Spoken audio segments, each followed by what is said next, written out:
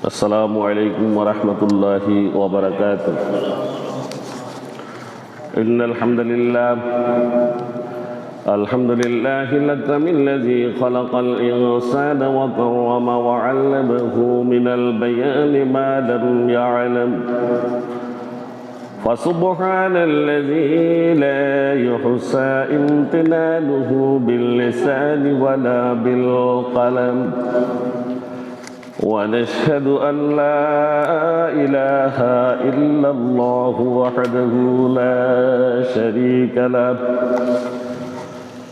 ونشهد أن سيدنا وحبيبنا وشفيعنا ومولانا محمدا عبده ورسوله الذي أرسله بالحق بشيرا ونذيرا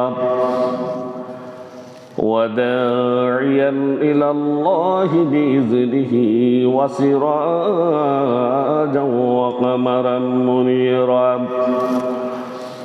فقد قال الله تعالى في كلامه المجيد وفرقانه الحميد: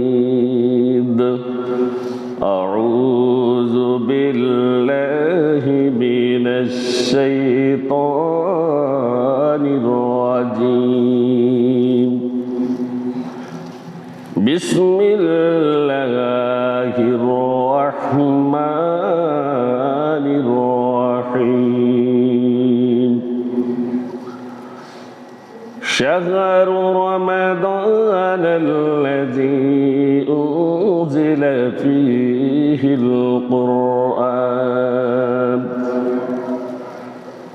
هدى للناس وبينات من الهدى والفرقان، فمن شهد منكم الشهر فليصمه. وقال تعالى في شان حبيبه ومعشوقه ومحبوبه مخبرا وآمرا: إن الله وملائكته يصلون على النبي يا أيها الذين آمنوا صلوا عليه وسلموا تسليما. اللهم صل على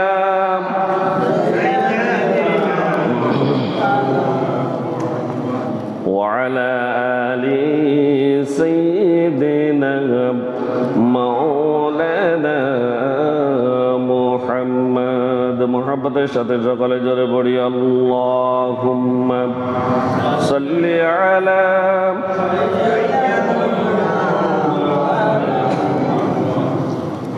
ওয়া আলা আলি সাইয়্যিদিনা আরবেরি প্রান্তরে পাখি ডাকা সেই ভোরে নূরের ঝিলিক পড়ে মা আমিনার কুড়ে ঘরে। আল্লাহুম্মা সাল্লি আলা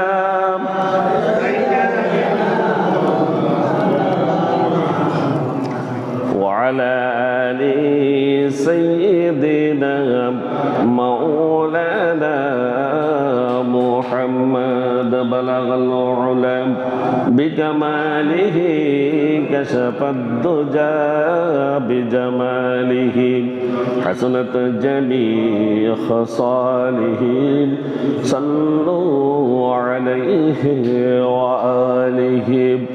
محمد سيد القولين والثقلين والفريقين من عرب ومن عجم بلغ العلا بكماله كشف الدجى بجماله حسنة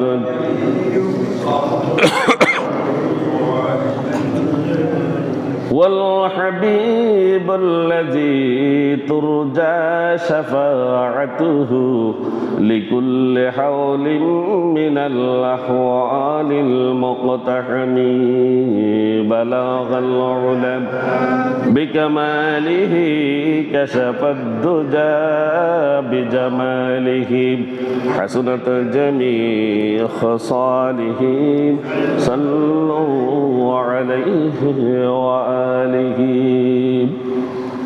ঐতিহ্যবাহী সনুয়া কেন্দ্রীয় জামে মসজিদে পবিত্র জুমার সালাত আদায় উপলক্ষে সমবেত সম্মানিত মুসল্লিয়ানে কেরাম, অত্র এলাকার সর্বস্তরের তাওহীদি জনতা, পর্দার আড়ালের মা ও বোনেরা, আসসালামু আলাইকুম ওয়া রাহমাতুল্লাহি ওয়া বারাকাতুহু। মহান আল্লাহ রাব্বুল আলামিনের শুকরিয়া আদায় করছি যে আল্লাহ সুবহানাহু ওয়া তাআলা আমাদেরকে আগেভাগে মসজিদে সমবেত হওয়ার তৌফিক এনায়েত করেছেন। এই জন্য প্রত্যেকটা কালেমাতে শুকর আদায় করি, প্রত্যেক বড়ি আলহামদুলিল্লাহ। দরুদ সালাম পেশ করছি বিশ্ব মানবতার মুক্তির দিশারি, সর্বকালের সর্বশ্রেষ্ঠ মহামানব, মানবতার বন্ধু হযরত মুহাম্মদ রাসূলুল্লাহ, সকলে পড়ি সাল্লাল্লাহু আলাইহি ওয়াসাল্লামের প্রতি। সম্মানিত হাজরিন, আজ হচ্ছে 24শে শাবান 1447 হিজরি, 30শে মাঘ 1432 বঙ্গাব্দ, 13ই ফেব্রুয়ারি 2026 খ্রিস্টাব্দ। আজ ফেনীতে সূর্য উদয় হয়েছে 6টা 28 মিনিটে, দুপুর হয়েছে 12টা 3 মিনিটে এবং জুমার ওয়াক্ত শুরু হয়েছে 12টা 9 মিনিট থেকে। আজ ফেনীতে সূর্য অস্ত যাবে 5টা 49 মিনিটে। সম্মানিত হাজরিন, আজকে জুমার আলোচনার বিষয় হচ্ছে আমাদের রমজানের প্রস্তুতি এবং তারাবির সালাতে তেলাওয়াত কেমন হওয়া উচিত এবং রমজানের এই তারাবির কিছু ফাজাইল এবং মাসলা মাসাইল। ইনশাআল্লাহ আল্লাহ যদি তৌফিক দান করেন আমরা আলোচনা করার চেষ্টা করব। আল্লাহ আমাদের তৌফিক দিন করতে বলি, আমিন। সম্মানিত হাজরিন, আল কোরআন এবং হাদিসের অনেকগুলো তথ্য থেকে পাওয়া যায় যে এই রমজানের পূর্ব মুহূর্তে কোরআন তেলাওয়াত করা, তওবা ইস্তেগফার করার মাধ্যমে মানসিকভাবে রমজানের জন্য প্রস্তুতি গ্রহণ করা।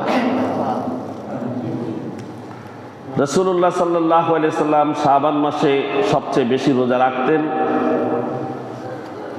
এবং পাপ মুক্তির জন্য মহান আল্লাহ সুবহানাহু ওয়া তাআলার দরবারে সবসময় তিনি দোয়া করতেন। সুস্থতা, দৈনন্দিন কাজের তালিকা তৈরি এবং সুন্নত সম্মত নিয়তে রমজানের জন্য নিজেকে তৈরি করা আমাদের জন্য অত্যন্ত জরুরি, ঠিক না? আল কোরআন ও হাদিসের আলোকে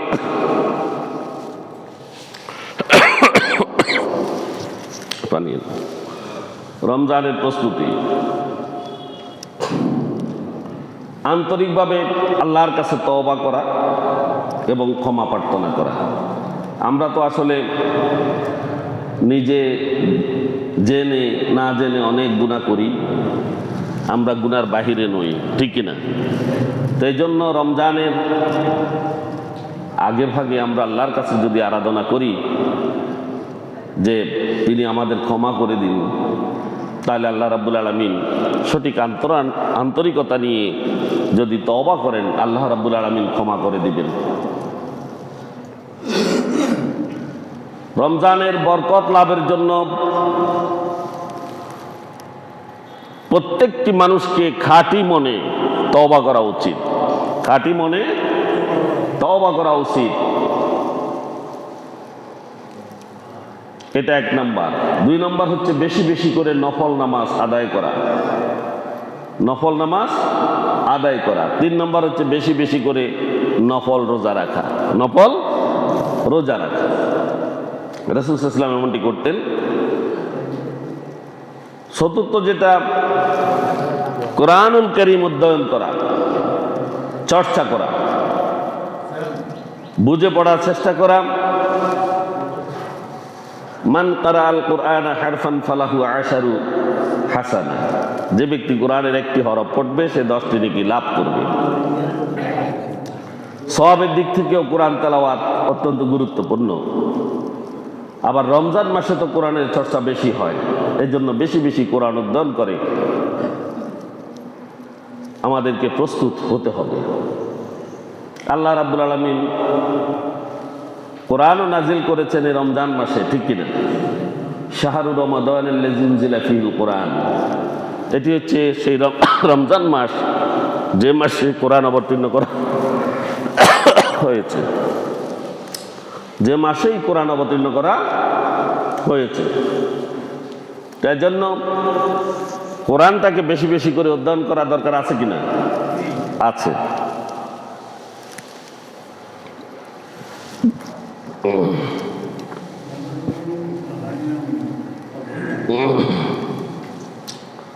চতুর্থ হচ্ছে সুন্নাহ অনুযায়ী সেহরি খাওয়া এবং ইফতারির প্রস্তুতি। ইফতার কখন করবে, সেহরি কখন খাইবে, এই সময়গুলো জেনে দেয়া, কোথাও বিলম্ব না করা, কোথাও তাড়াহুড়া না করা, এ সকল বিষয়ে জেনে নেয়া। সর্বোপরি নিয়তটাকে বিশুদ্ধ করা। কি করা? নিয়তটাকে বিশুদ্ধ করা। আল্লাহুম্মা বারিক লানা ফি রজব ওয়া শাবান ওয়া বাল্লিগনা রমাদান, বিশেষ করে এই দোয়াটা পড়া এবং মানসিকভাবে এবং শারীরিকভাবে দুটি প্রস্তুতি নেওয়া যে আমাদের সামনে রমজান আসছে। এই রমজানটাকে যাতে আমরা সমস্ত অলসতা ত্যাগ করে তারাবির সালাত, তাহাজ্জুদের সালাত সহ 5 ওয়াক্ত সালাত আমরা বা জামাত যাতে আদায় করতে পারি। শাবান মাস হচ্ছে আগাম প্রস্তুতির মাস। তো এখানে আমাদের আর সময় আছে মাত্র 6 দিন। কয়দিন? 6 দিন। এই 6 দিনও আমরা ট্রেনিং দিতে পারি, যে এখন থেকে রোজা রাখতে পারি, তারপরে আল্লাহর কাছে ধর্ণা দিতে পারি, তাহাজ্জুদের সালাত পড়ার জন্য অভ্যাস করতে পারি, কোরআন তেলাওয়াত করতে পারি। এগুলো আমাদের দরকার। এজন্য শাবান মাসকে রাসূল বলেছেন শাবানু শাহরি, শাবান মাস হচ্ছে আমার মাস। তাহলে এখানে রমজান মাসে যারা ব্যবসায়ী আছে আমাদের দেশে, ব্যবসায়ীগুলো ওই যে রমজান আসার মুহূর্তে 10 দিন আগে থেকে পণ্যের দাম বাড়াই দেয়, নাকি? পণ্যের দাম বাড়াই দেয়। এটা আসলে অন্যায় কাজ, এটা গহিত কাজ। ব্যবসায়ীদের উচিত রমজানের যে সকল পণ্য সামগ্রী আসবে সেগুলো সহজলভ্য করে দেয়া, সামান্যতম লাভে বিক্রি করা, অধিক লাভে বিক্রি না করা। আবার আমাদেরও কিছু কাজ আছে, আমরা যারা ক্রেতা, আমাদের পূর্ব প্রস্তুতি এমন যে রোজা আসতেছে মানে যেন প্রতিটা পরিবার এক একটা খাওয়ার জন্য একটা কি করতেছে, প্রতিযোগিতা করতেছে। একদম 10 কেজি প্রথমে যায় সোনা বুট, 20 কেজি সয়াবিন তেল, আরো আনুষঙ্গিক যা আছে একেবারে রিক্সা বা সিএনজি হুরাই কিনে লিয়ে গিয়ে, ঠিক কিনা? আর এ ফাঁকে ব্যবসায়ীরাও মনে করে সুযোগ তো এটা, সুযোগ তো এইটা, সবাই খরিদ করতেছে একদম বেশি করে। মনে রাখবেন রমজানটা ইবাদতের মাস। কিসের মাস? এটাতে যদি বেশি বেশি খায় তাহলে ইবাদতে অলসতা আসে যাবে, আর যদি তৈলাক্ত জিনিস বেশি খায় তাহলে তো অসুস্থই হয়ে পড়বে, ঠিক কিনা? এটা তো এখন মানুষের অনেক রোগের কারণ তেল। তো এই জন্য এখন থেকে অভ্যাস গড়ে তোলা, রমজানের আগে বা রমজানের মধ্যে কাউকে কষ্ট না দেয়া, পণ্যের দাম বৃদ্ধি করে না দেয়া, এবং মানুষের সতর্ক হওয়া উচিত একসাথে একবারে ভালো বেশি করে জিনিস কিনে না আনা। আর এখন ইবাদতের জন্য বেশি বেশি প্রস্তুতি নেওয়া আমাদের দরকার। তো এই আমরা যে কদিন আছে আমাদের সামনে, এই কয়দিন আমরা রোজা রাখার চেষ্টা করব, বেশি বেশি ইবাদতের চর্চা করব ইনশাআল্লাহ। তারাবিতে তেলাওয়াত কেমন হওয়া উচিত? তারাবির বিভিন্ন মাসলা মাসাইল আছে, ইনশাআল্লাহ আমরা বলার চেষ্টা করব। পবিত্র কোরআনুল কারীম কার কালাম? এটা কার? আল্লাহর কালাম নয়? আল্লাহর কিতাব কিনা কোরআন? আল্লাহর কিতাব। এটিকে শুধু তেলাওয়াত করে আমরা ক্ষান্ত হয়ে যাব এমন তো নয়। তেলাওয়াতটা কি যেন তেন করি শুধু তেলাওয়াত করলে হবে? এটার সৌন্দর্য দরকার আছে কিনা? আছে কিনা? সুন্দরভাবে এটি তেলাওয়াত করতে হবে। আর সহি শুদ্ধ তেলাওয়াত দরকার, সহি শুদ্ধ তেলাওয়াত দরকার। আল্লাহ রাব্বুল আলামিন বলেছেন ওয়ারাত্তিলিল কুরআনা তারতিলা, কোরআন তেলাওয়াত করো তরতিল অনুযায়ী। তরতিলটা কি? এটা কোন হরফটা কতটুকু টানবে, কোন হরফটা কোন জায়গা থেকে উচ্চারিত হবে, এবং এটার সঠিক প্রনাউন্সিয়েশন, উচ্চারণটা আপনার শেখা, এটা খুবই জরুরি এবং সেভাবেই কোরআন পড়া উচিত। কোরআন পড়তে হবে ধীরস্থিরভাবে। কিভাবে? ধীরস্থিরভাবে। প্রতিটি হরফ, প্রতিটি বর্ণ, প্রতিটি মাখরাজ উচ্চারণের সময় তার তিল ঠিক রাখতে হবে, তার তিল ঠিক রাখতে হবে। হযরত আলী রাদিয়াল্লাহু তাআলা আনহুর মতে তার তিল হলো হরফ সমূহকে সুন্দরভাবে মাখরাজ এবং তাসবিত সহ উচ্চারণ করা। যেখানে ওয়াকফ করা দরকার বা থামা দরকার সেখানে থামতে হবে বা ওয়াকফ করতে হবে, এই জ্ঞানটুকু থাকা দরকার। কোরআন তারতিলের সাথে তেলাওয়াত করা কেবল পছন্দনীয় নয়, বরং এটি মহান আল্লাহর আদেশ। মহান আল্লাহর আদেশ, পছন্দ অপছন্দের কোনো বিষয় নয়। আল্লাহ রাব্বুল আলামিন বলেছেন তারতিলের সাথে কোরআন তেলাওয়াত করতে হবে। রাসূলুল্লাহ সাল্লাল্লাহু আলাইহি ওয়াসাল্লাম এই কোরআনুল কারীম তারতিলের সাথে তেলাওয়াত করতেন। হযরত কাতাদা রাদিয়াল্লাহু তাআলা আনহু থেকে বর্ণিত, তিনি বলেন হযরত আনাস রাদিয়াল্লাহু তাআলা আনহুকে তিনি জিজ্ঞাসা করলেন যে রাসূল সাল্লাল্লাহু আলাইহি ওয়াসাল্লাম কোরআন তেলাওয়াত কেমন করতেন? তিনি বললেন তিনি টেনে টেনে ধীরস্থিরভাবে পড়তেন। এরপর তিনি পড়তেন বিসমিল্লাহির রহমানির রহিম, অর্থাৎ ক্লিয়ার, পরিষ্কারভাবে বিসমিল্লাহির রহমানির রহিম সুন্দর করে পড়তেন, টেনে টেনে পড়তেন। এবং আর রহমান এভাবে তিনি টেনে পড়তেন, আর রহিম এভাবে তিনি টেনে পড়তেন। এটা বুখারীর হাদিস, বুখারী ভাবে উল্লেখ করেছেন। আলহামদুলিল্লাহ, আপনাদের হাফেজরা আমি পড়েছি ভালো, আলহামদুলিল্লাহ এখানে পড়েছেন। সবাইকে জানা উচিত যে কিভাবে এই তারাবির কেরাতগুলো পড়তে হবে। উম্মে সালমা রাদিয়াল্লাহু তাআলা আনহুকে যখন রাসূল সাল্লাল্লাহু আলাইহি ওয়াসাল্লামের তিলাওয়াত সম্পর্কে জিজ্ঞাসা করা হলো, তিনি বললেন তিনি প্রতিটি শব্দ আলাদা আলাদা এবং স্পষ্ট করে পড়তেন।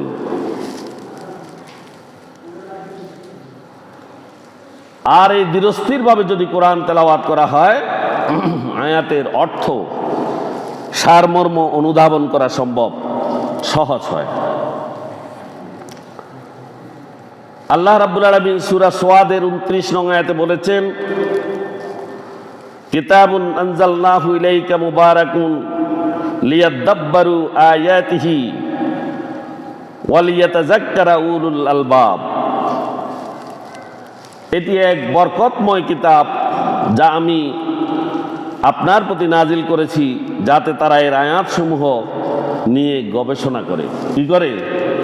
তাহলে কোরআন তেলাওয়াতের সময় মুসল্লি যারা আছেন পিছনে, তারা যাতে অনুধাবন করতে পারে, বুঝতে পারে, সেভাবেই কোরআন তেলাওয়াত করা। আর সেভাবে তেলাওয়াতকারীর মর্যাদা আছে কিনা আল্লাহর কাছে? আছে। কোরআনের কারীকে বা ওই হাফেজকে বা ওই তেলাওয়াতকারীকে বলা হবে কাল হাসরের মাঠে, ময়দানে মাহশরে তুমি পড়তে থাকো, তুমি পড়তে থাকো এবং তুমি উপরের দিকে উঠতে থাকো, উপরের দিকে উঠতে থাকো। তুমি দুনিয়াতে যেভাবে তার তিল সহকারে কোরআন তেলাওয়াত করতে, সেভাবেই তুমি এখানে পাঠ করো এবং উপরের দিকে উঠো। তোমার শেষ আয়াত যেখানে গিয়ে শেষ হবে, সেই জান্নাতেই তোমার অবস্থান। সুবহানাল্লাহ। সেখানেই সে অবস্থান করবে কোরআন তেলাওয়াত করতে করতে। এজন্য আমাদের কোরআন তেলাওয়াত করা প্রয়োজন আছে কিনা? আছে। যিনি কোরআন তেলাওয়াত করবেন শুদ্ধভাবে তার তিল মতো, তিনি সাহাবীদের ফেরেশতাদের সাহায্য লাভ করবেন। ফেরেশতাদের সাথে তার দেখা হবে, তার দেখা হবে। সুবহানাল্লাহ। যে ব্যক্তি কোরআন তেলাওয়াতে দক্ষ, সুষ্ঠু ও সুন্দর তেলাওয়াতকারী, সে উচ্চ মর্যাদাবান সম্মানিত ফেরেশতাদের সঙ্গী হবে। সুবহানাল্লাহ। ফেরেশতাদের কি হবে? সঙ্গী হবে। বুখারী শরীফে উল্লেখ আছে, মুসলিম শরীফেও আছে। মুত্তাফাকুন আলাইহি হাদিস, বুখারী মুসলিম শরীফের হাদিস। এটি রাসূলুল্লাহ সাল্লাল্লাহু আলাইহি ওয়াসাল্লাম অত্যন্ত দীর্ঘ সময় নিয়ে তার তিলের সাথে তেলাওয়াত করতেন। তিনি যখন কোনো রহমতের আয়াত পড়তেন, তখন আল্লাহর কাছে তিনি নরম দিলে কায় মনোবাক্যে শুধু রহম চাইতেন। কি চাইতেন? রহম চাইতেন। আর যখন তিনি আযাবের আয়াতগুলো পড়তেন, তখন আল্লাহর কাছে তিনি পানাহ চাইতেন। কি চাইতেন? পানাহ চাইতেন যে আল্লাহ যাতে মাফ করে দেন। এটি কেবল তখনই সম্ভব যখন তেলাওয়াতটা তার তিল অনুযায়ী হয়, নিয়ম কানুন অনুযায়ী হয়। যেমন আমরা পড়ি, যেমন হা আছে দুইটা, কয়টা? একটা হলো হা আর একটা হলো হা। এখন আপনি এক আলহামদু জায়গা যদি পড়েন আলহামদু হবে? হবে না। হা এটা এখান থেকে নিয়ে আসতে হবে। এটা হচ্ছে হায় হটতি, এটা এখান থেকে বের করতে হবে। আর একটা হচ্ছে হায় হাউয়াস, এটা বের হবে এখান থেকে। তাহলে মাখরাজগুলো জানতে হবে, হরফের উচ্চারণের স্থান কোনটা, কোনখান থেকে কোনটা বের হবে, এটা আমাদেরকে ঠিক করতে হবে। যদি আমরা এইভাবে পড়তে পারি বা নিজেরা গবেষণা করতে পারি, শুনতে পারি, আল্লাহ রাব্বুল আলামিনের কাছে আমাদের মর্যাদা বেড়ে যাবে। বিপরীত দিকে যারা খুব দ্রুত এবং অর্থ বা তাসবিদের তোয়াক্কা না করে তেলাওয়াত করে, তাদের সম্পর্কে কোনো কোনো বর্ণনায় কঠোর সতর্কবাণী করা হয়েছে।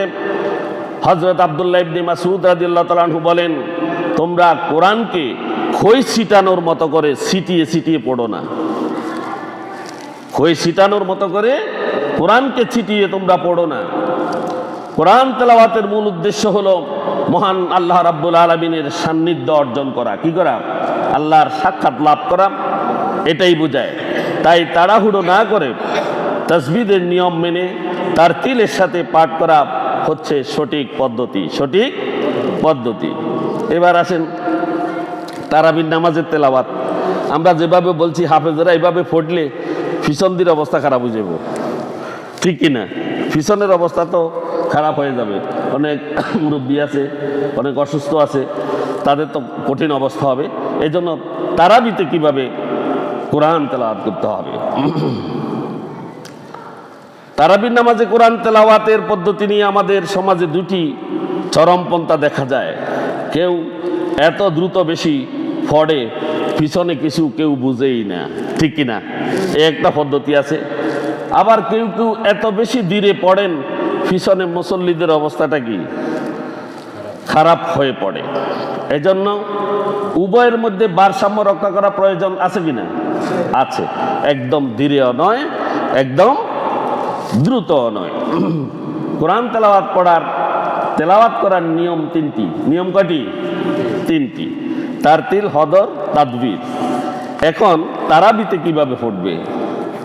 তারাবিতে হদর বা দ্রুত পড়ার অনুমতি আছে, কিন্তু শর্ত হলো তাসবিদ ক্ষুণ্ণ করা যাবে না।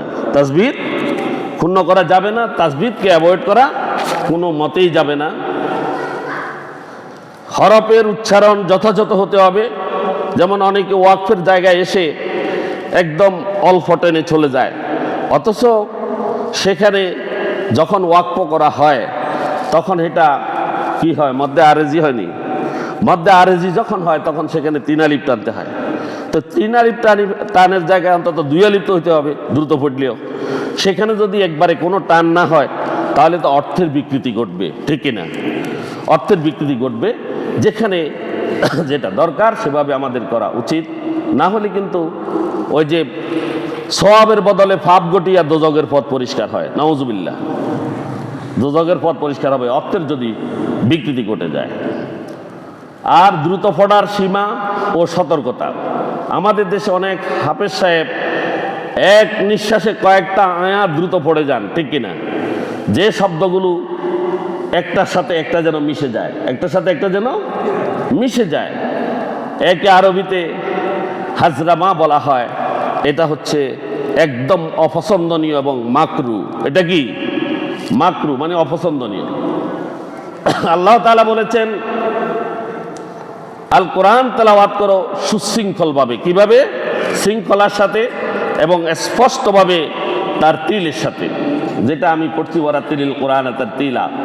এই নির্দেশ সাধারণ নামাজের মতো তারাবিতেও প্রযোজ্য। হযরত আব্দুল্লাহ ইবনে মাসউদ রাদিয়াল্লাহু তাআলা আনহু উক্তি, তিনি বলেন, তোমরা কোরআনকে কবিতার মতো পড়ো না।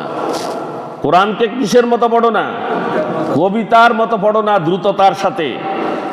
আর নিম্নমানের খেজুরের মতো এটাকে ছিটিয়ে দিও না, বরং এর বিস্ময়কর দিকগুলোতে তোমরা থামো। যেখানে ওয়াকফ করার জন্য বলা হয়েছে, ওয়াকফের লাজেম কিছু আছে কিনা?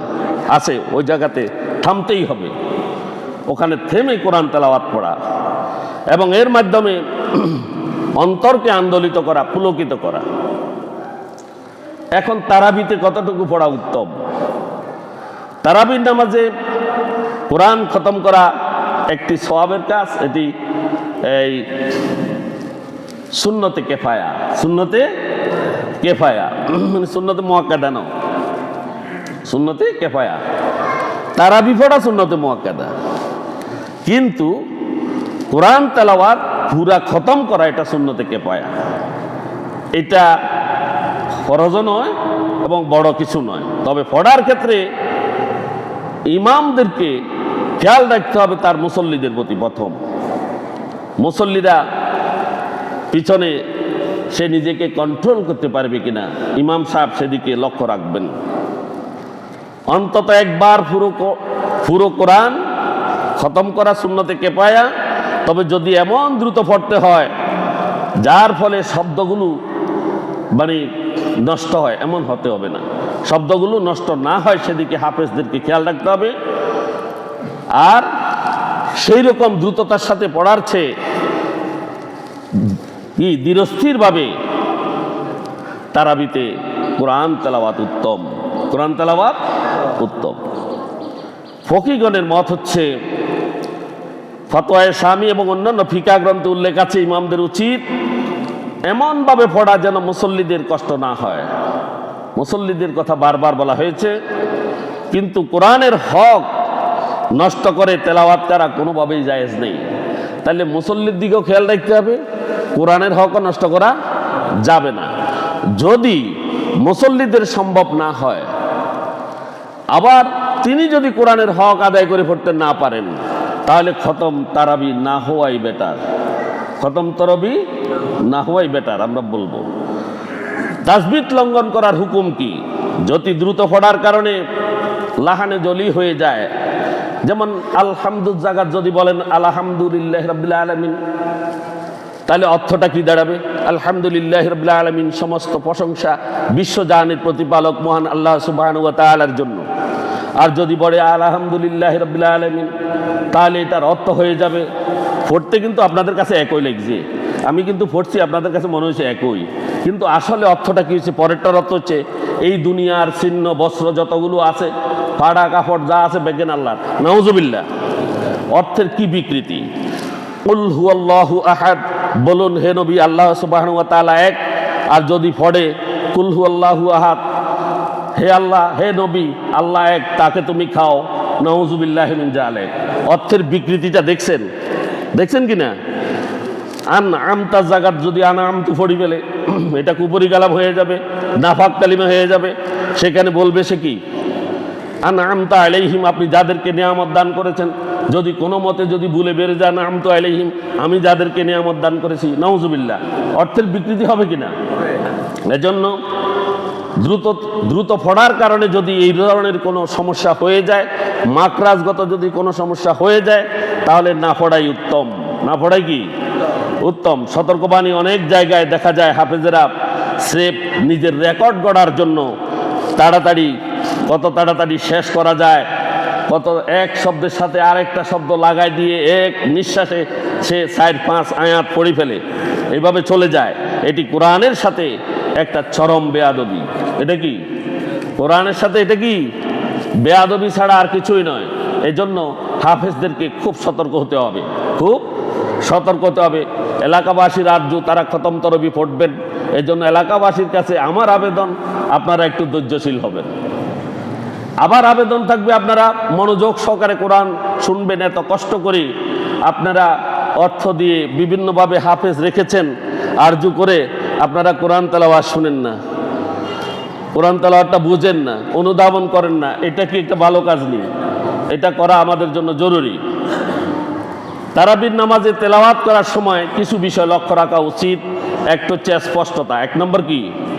স্পষ্টতা। প্রতিটি হরফ, হরকত, জের জবর পেশ সবগুলো স্পষ্ট হতে হবে। সবগুলো কি স্পষ্ট হতে হবে। দ্বিতীয়ত হচ্ছে তাজবিদ। এখানে যত রকমের গুন্না আছে, কি আছে? গুন্না, ইন্না, আন্না, এই যে গুন্নাগুলো আছে, গুন্নাগুলোকে যথাযথভাবে কি আদায় করা। তারপরে মদ, তারপরে মাখরাজগুলো, মদ অর্থ টেনে ফোড়া, মদ অর্থ কি টেনে ফোড়া। মদ আছে 10 প্রকারের। কয় প্রকারের? 10 প্রকারের মদ আছে। এই মদগুলো কোনোটা আছে মধ্যে তবাই 1 আলিফ, মধ্যে আরজি 3 আলিফ, হ্যাঁ, তারপরে মধ্যে মুনফাসিল 3 আলিফ, মধ্যে মুত্তাসিল 4 আলিফ। কোথায় কি? যেমন সামা, 4 আলিফটা এইভাবে উচ্চারণ করা, সামা। এই যে 4টা আঙ্গুল আপনার এই বন্ধ থেকে খাড়ানো পর্যন্ত, একটার পর একটা দাঁড়ানো পর্যন্ত এতটুকু টানা হচ্ছে কি মধ্যে মুত্তাসিল। তো সেভাবে একটু কিছু কম টানবে, যেহেতু তারাবিতে দ্রুত ফুটতেছে, একটু কম টানবে, কিন্তু টানাটা লাজেম। কথা বুঝছেন?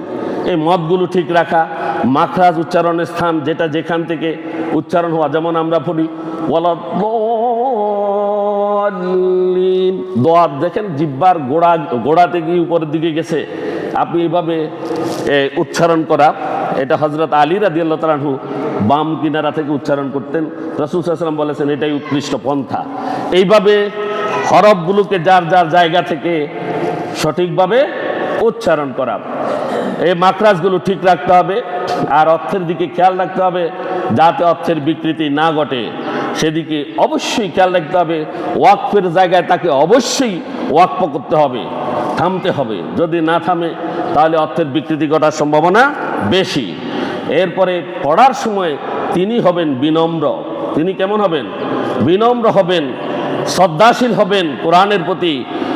তার মন মানসিকতা সবগুলো আল্লাহর কোরআনের সামনে নিজেকে ছোট করে রাখবে। কিভাবে?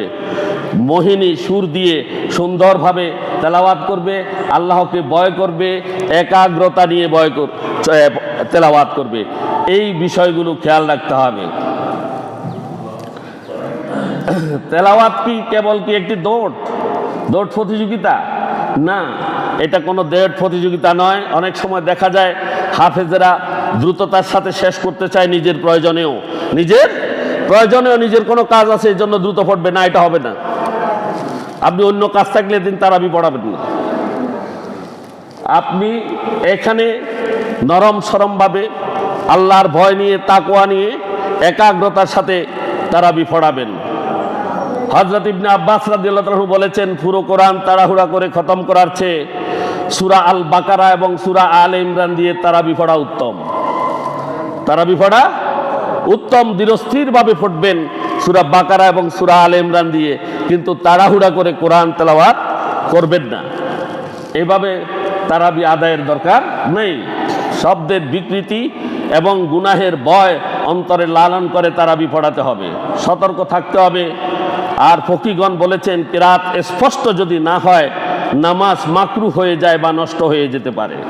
তাছাড়া তাড়াহুড়ো করে কোরআন যদি তেলাওয়াত করে সওয়াবের বদলে অভিশাপের কারণ হতে পারে, সওয়াবের বদলে অভিশাপের কারণ হতে পারে। এগুলো হাফেজদের সতর্কতা,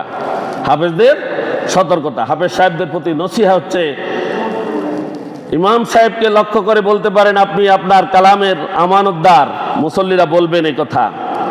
আর আমরা আপনার পিছনে আল্লাহর কালাম শুনতে চাই। এটিকে কেবল গুঞ্জন নয়, কেবল শুধু তেলাওয়াতের জন্য তেলাওয়াত নয়, এটাকে সহি শুদ্ধভাবে আপনি ধীরস্থিরভাবে পড়বেন। হাদিস শরীফে রাসূল সাল্লাল্লাহু আলাইহি সাল্লাম বলেছেন, কোরআনকে তোমাদের কণ্ঠস্বর দিয়ে সৌন্দর্যমণ্ডিত করে পড়ো। কিভাবে?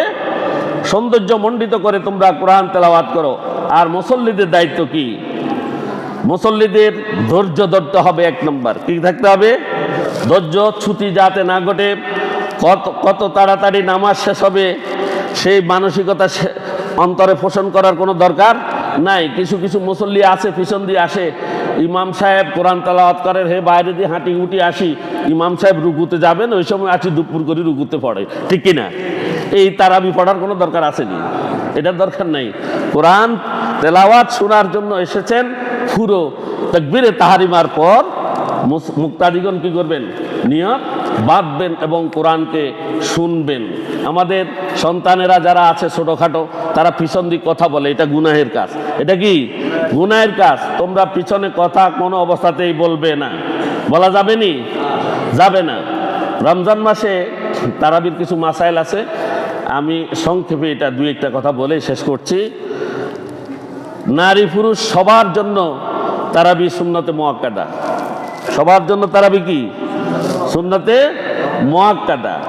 তারাবি কি 20 রাকাত পড়বেন না 8 রাকাত পড়বেন? 20 রাকাত। কয় রাকাত?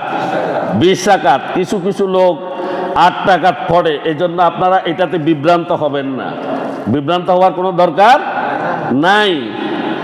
আর যে 8 রাকাতের যেটা আছে এটা তাহাজ্জুদ সংক্রান্ত হাদিস। কি তাহাজ্জুদ সংক্রান্ত হাদিস? তাহাজ্জুদও 8 রাকাত পড়েন, অসুবিধা নেই। কিন্তু তারাবি কয় রাকাত? 20 রাকাত। তারাবির নামাজের পর, তারাবির নামাজের সময় ঈশার নামাজের পর থেকে শুরু। সময়টা কখন? ঈশার নামাজের পর শুরু হয়, এবং ঈশার আগে যদি কেউ তারাবি আদায় করে সেটা হবে না, নফল সালাত হিসাবে গণ্য হবে, নফল সালাত হিসাবে গণ্য হবে, কিন্তু তারাবি হবে না। যে ব্যক্তি ঈশার নামাজ পেল না, তাকে কি করতে হবে? আগে ঈশার নামাজ পড়তে হবে, তারপরে তারাবিতে তিনি যোগ দেবেন, তারাবিতে শরীক হবেন। ইমাম সাহেবের যদি কিছু তারাবি ইমাম সাহেবের সাথে যদি ছুটে যায়, সেগুলো পরে আদায় করে নেবেন। কখন? বিতিরের পরে। হিন্দি একটা মাসালা আছে, বিতির নামাজটা তো তারাবির সময় জামাতে পড়তে হবে। কি কোথায়? জামাতে পড়তে হবে। তো জামাতে পড়তে হইলে উনি যদি তারাবির শেষে যদি ছুটে যাওয়া তারাবির রাকাতগুলো যদি পড়েন তাহলে বিতিরটা ছুটে যাবে না। এই জন্য এটা খেয়াল করবেন, ইমামের সাথে বিতিরটা পড়ে ফেলবেন, তারপরে বিতিরের পরে গিয়ে অবশিষ্ট যেগুলো ছুটে গেছে সেই তারাবির সালাদগুলো শেষ করবেন। ক্লিয়ার মাসালা? এটা খেয়াল রাখবেন। পুরুষের জন্য তারাবির নামাজ জামাতে পড়া সুন্নতে মুআক্কাদা কিফায়া, আর মহিলারা তারাবির জন্য মসজিদ বা অন্য কোথাও যাবেন না, অন্য কোথাও যাবেন না, তাদের জন্য নিজ ঘরে আদায় করা উত্তম। তারাবির নামাজ পড়তে হয় 2 রাকাত 2 রাকাত করে 10 বার নিয়ত করে কয় রাকাত? 20 রাকাত। প্রতিটা 4 রাকাতের মাথায় ইমাম সাহেবকে বা মুক্তাদিরকে একটু বসতে হবে এবং সেখানে কিছু নিজে মনে মনে তাসবিহ তালিল কিছু পড়বেন নিজে নিজে। তবে এটার জন্য সুস্পষ্ট কোনো দোয়া দরুদ নাই। অনেকে কিছু দোয়ারে এটার জন্য নির্দিষ্ট করিয়ে লেছে, ঠিক না? করে ফেলছে। আচ্ছা, কেউ যদি তারাবির নামাজ 2য় রাকাত পড়ার পরে তাশাহুদ পড়ে আস্তে করে দাঁড়াই গেছে, 3য় রাকাতে দাঁড়াই গেছে, তাহলে কি করবেন? তাহলে তিনি আরো 2 রাকাত যুক্ত করে নেবেন, 2 রাকাত নফল হবে আর 2 রাকাত তারাবি হবে। 2 রাকাত নফল হবে, 2 রাকাত তারাবি হবে। মনে থাকবে তো? আচ্ছা, এটা খেয়াল করবেন। এটার জন্য সরসেজদার দরকার নেই। এটার জন্য কি দরকার নেই? সরসেজদার দরকার নেই। আর রমজানে এমনি তারাবিতে 1 খতম কোরআন পড়া সুন্নত, এটা বলা হয়েছে। কেউ তারাবির নামাজের প্রথম রাকাতে ওই যে বসে বসে অপেক্ষা করে, এটা আমি আগেই বলেছি, এটা কোনো প্রকারেই করা যাবে না। আর নাবালেগ যারা, তাদেরকে তারাবি পড়াতে দেয়া যাবে না। যারা নাবালেগ তারা তারাবি পড়াতে পারবেন না। তবে নাবালেগেরা যদি ইমাম সাহেবের পিছনে লোকমা দেন, পিছন দিকে দেন, লোকমা দেন, ইমাম সাহেব কিন্তু সেই লোকমা গ্রহণ করতে হবে, এরপরে খতম তারাবিতে তেলাওয়াতের সময় 2-1 আয়াত যদি ছুটে যায়, যিনি তেলাওয়াত করছেন তার 2-1 আয়াত ছুটে গেছে, তখন তিনি কি করবেন? পরের রাকাতে সেটাকে সংযুক্ত করে নেবেন। সে সময় যদি তিনি সংযুক্ত না করেন, তাহলে তিনি তারাবির মধ্যে, পূর্ণ তারাবির মধ্যে যখনই সুযোগ পান, ওই 2 আয়াত যেটা ছুটে গেছে এটা উনাকে পড়তে হবে, নাহলে কিন্তু তারাবি খতম হবে না। খতম তারাবি হয়েছে নি? 2 রাকাত 2 আয়াত যদি থেকে যায়, তাহলে উনি সেটা যে কোনোভাবেই পড়ে নেবেন। আর বিতর সালাতটা তারাবির সাথে সাথে পড়াটা মুস্তাহাব। এটা কি? একদিকে বিতির তো ওয়াজিব, অপরদিকে একলা না পড়ে জামাতে পড়া কি? মুস্তাহাব। তাহলে এই কথাগুলো আমরা খেয়াল করব ইনশাআল্লাহ। আর আমরা যারা মুসল্লি আছি, যারা মুক্তাদি আছি মসজিদে, আমাদের রমজানটা হলো যে কি ইবাদতের মাস। কি মাস? তো ইবাদত করতে এসে আমাদের কিশোরেরাও, ছোট বাচ্চারা তো করে, তাদেরকেও বারণ করা উচিত। অনেক কিশোর যাদের বুঝ জ্ঞান হয়েছে, তারাও মসজিদে পিছনে কথা বলে, ঠিক কিনা? তারা তারাবি ছেড়ে দিয়ে পিছন দিয়ে কথা বলে। এটা বলা দুরস্ত নয়, এটা ঠিক নয়, এটা গুনাহের কাজ। এটা কি? গুনাহের কাজ। একজন মুসল্লি তিনি ইমাম সাহেবের কোরআন তেলাওয়াত তিনি মনোযোগ সহকারে শুনছেন, আর আরেকজন বাচ্চার জন্য যদি, একজন বুঝদারের জন্য যদি উনার কোরআন শোনা যদি কি হয়, ব্যাহত হয়, তাহলে সে গুনাহগার হবে না? হবে। এই জন্য কোরআন শোনা এবং তেলাওয়াত উভয়টাতে কোনো অবস্থাতেই বিঘ্ন ঘটানো যাবে না। সহি শুদ্ধভাবে ইমাম সাহেব তেলাওয়াত করবেন, আর মুক্তাদিরা সহি শুদ্ধভাবে শুনবেন মনোযোগ সহকারে। আল্লাহ পাক রব্বুল আলামিন আমাদেরকে এভাবেই আমাদের তারাবি সালাত আদায় করার তৌফিক দিন। আমিন ওয়া আখিরু দাওয়ানা আলহামদুলিল্লাহি রাব্বিল আলামিন। আসসালামু আলাইকুম ওয়া রাহমাতুল্লাহি ওয়া বারাকাতুহু।